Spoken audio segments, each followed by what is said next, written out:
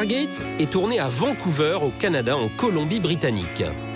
Vous êtes sûr? Évidemment, depuis 20 ans, on tourne à Vancouver un nombre considérable de séries américaines. Les studios installent leur production pendant 8 mois ici chaque année. Ils y font des économies considérables en faisant travailler la main-d'œuvre locale à des tarifs moins élevés qu'à Los Angeles, où se tourne la majeure partie des séries. Les gens commencent à comprendre que Stargate contribue à l'économie locale.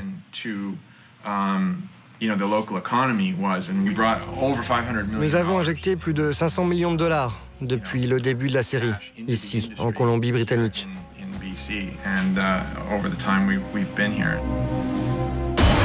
Vancouver offre également des paysages incroyables pour les scènes tournées en extérieur. Forêts, montagnes, lacs, beaucoup de pluie, mais aussi une lumière unique. L'idéal pour créer les nombreuses planètes que nos héros visitent. Pour les habitations, les villages, les intérieurs, tout ce qui touche à l'architecture, c'est James Robbins, le grand Manitou, qui supervise. Chez lui, c'est l'imagination qui travaille le plus. Je dessine tout ce que je veux. Je présente mes croquis et les producteurs me disent un peu plus comme ci, un peu plus comme ça, un peu trop. J'y retourne, je retravaille mes croquis et je présente à nouveau jusqu'à ce qu'ils disent oui. Ensuite, on démarre la construction, maquette, puis modèle réduit, puis décor grandeur nature.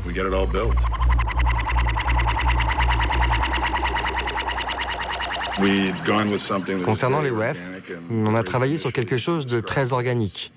À l'origine, ils étaient décrits comme des vampires qui ne sucent pas le sang, mais l'essence des gens. Initialement, j'ai dessiné quelque chose de trop effrayant pour la télé. Mais on s'y est remis pour rendre ça plus abordable du point de vue des effets spéciaux.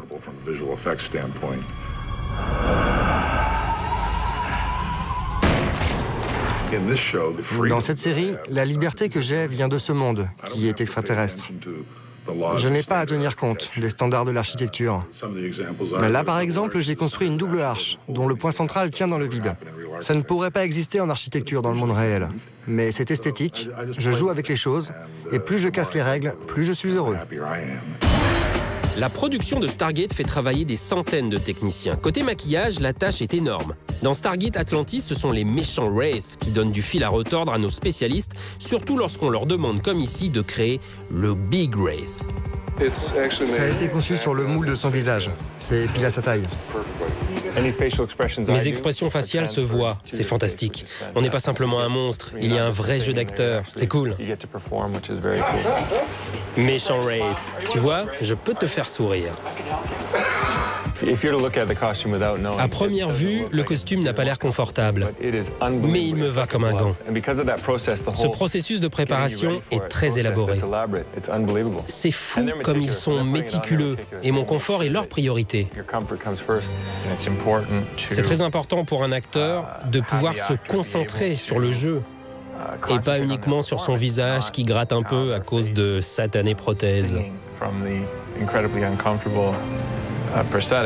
Les prothèses, ça complique un peu les repas. C'est mon petit déjeuner.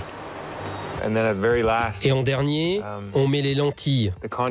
Mais avant, il y a ce petit écart entre l'œil et le masque. Il faut que ça devienne invisible. À la fin du processus, la seule chose d'origine, c'est le blanc de mes yeux.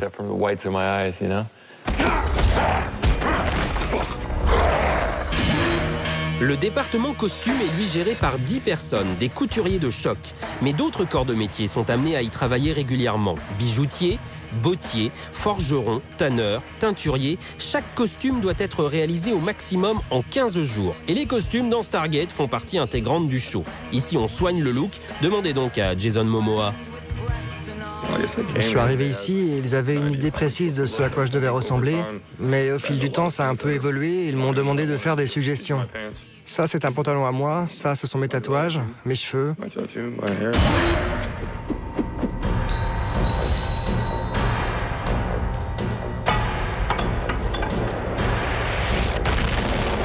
Ce qui est génial, c'est que je peux me rendre au département costume et leur demander de me concevoir, par exemple, à partir d'une vieille veste militaire de la guerre du Vietnam, une autre veste, mais un modèle en cuir. Je leur ai fait aussi rajouter des encoches pour les couteaux dans mon pantalon. C'est vraiment exceptionnel, car vous pouvez faire fabriquer ce que vous voulez.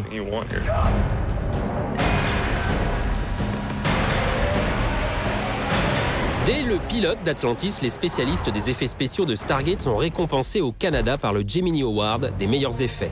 Depuis la naissance du show, beaucoup de techniciens venus du cinéma s'amusent sur cette série qui demande chaque semaine son lot d'effets. Le producteur Robert C. Cooper adore ça. Il s'est entre autres beaucoup amusé sur l'épisode Cauchemar sur Atlantis. Et tout ce que vous voyez ici, c'est un hommage au film Alien. C'est une recréation de la scène où l'alien sort du ventre de John Hurt.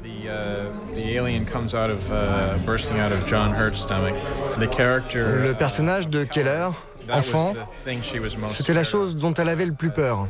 Elle a fait donc ce cauchemar d'un Iratus sortant du ventre de Tela. J'ai trouvé ça bien de faire référence à Atlantis dans la scène en faisant sortir un Iratus de son estomac plutôt qu'un alien. En fait, ils construisent d'abord un torse qu'ils posent sur le lit. Ensuite, ils creusent un trou dans le lit. Rachel glisse sa jambe dans ce trou qui est à l'oblique. Elle est donc couchée sur une planche déclive. On voit son corps en haut et ses jambes en bas. C'est un vieux truc de magicien pour l'avoir coupé en deux. Dans ce cas, le bas du torse a un abdomen réaliste, d'où sortent les rouages de la créature.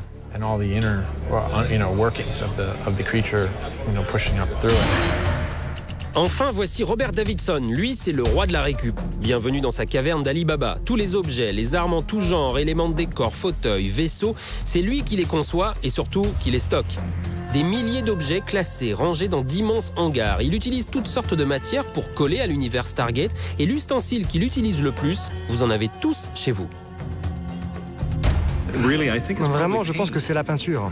C'est incroyable ce que l'on peut faire grâce à la peinture. Par exemple, accroché au mur, là. Il y a beaucoup d'éléments de décor où l'on utilise uniquement des jouets. Et on les colle sur des plaques. Évidemment, comme vous les voyez, ils sont de différentes couleurs. Des couleurs lumineuses, c'est affreux. Mais quand on les peint, ça unifie toutes les petites pièces. On fait alors 20 panneaux comme celui-là pour les accrocher sur les murs du vaisseau. La plupart de ces éléments sont en arrière-plan. Et comme on dit dans notre milieu, dans les champs contre champs, la caméra est sur toi, sur moi, sur toi. Et ce que l'on voit dans le fond est flou. Mais aujourd'hui, avec la haute définition, on voit beaucoup plus les détails. Donc on doit s'assurer que tout est parfait.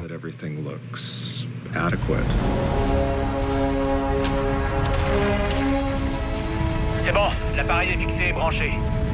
On dirait que l'alimentation interne s'est rallumée automatiquement. Je ferme la porte arrière. Rendez-vous sur la planète. Entendez, mon colonel.